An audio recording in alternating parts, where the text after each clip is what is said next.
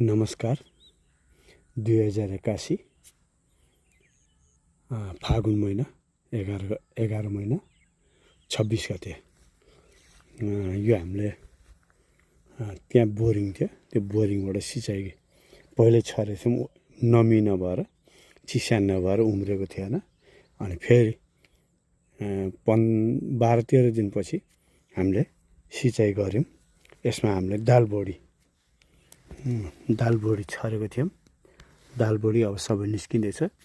अनि भएन भनेर उम्रेन भने फेरि बिचबिचमा पनि मान्छे लगाएर फेरि उब्रेको चाहिँ बोडीहरू फेरि छरेको छ। प्रशस्त अहिले चिस्यान पाएपछि प्रशस्त चाहिँ नि उम्रेको चाहिँ नि अवस्था छ।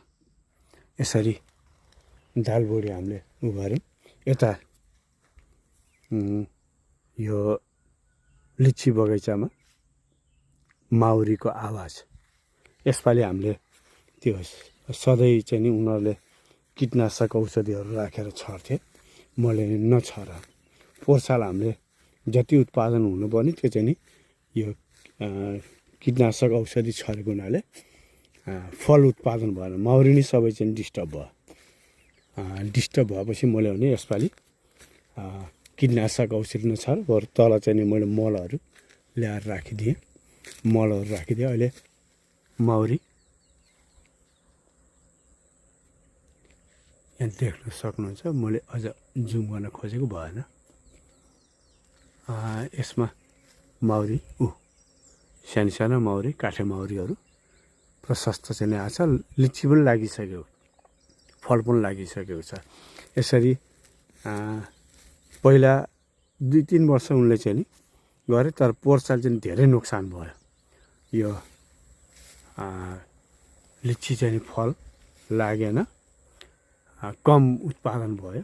अनि यसपालि चाहिँ मैले नगर छ प्रशस्त चाहिँ नि। अनि मलहरू चाहिँ मैले दिदिएँ। यसमा डिएपी, जिङ्क, सल्फर,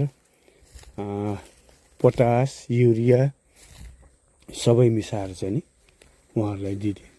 र अहिले यसपालिको चाहिँ नि लिची कलमी पनि गर्न लागेको थियो। यो कलमी चाहिन्छ भने तपाईँहरूलाई चाहिँ सीता नर्सरीमा मेरो भेराइटी अफ 6-7वटा जातको चाहिँ नि लिची हो। यो भेराइटी चाहिँ तपाईँहरूले सीता नर्सरीमा भैरवाको सुनौली जाने रोडमा सीता नर्सरी छ, त्यहाँ चाहिँ पाउन सक्नुहुन्छ। यी मेरो लिची चाहिँ कलमी गर्नलाई दिन्छु। अनि उनले चाहिँ त्यो काटिसकेपछि फेरि त्यसको चाहिँ नि प्रुनिङ भइहाल्छ। त्यो माथिको चाहिँ भाग काटेपछि फेरि शाखाहरू निस्केर हाँगाहरू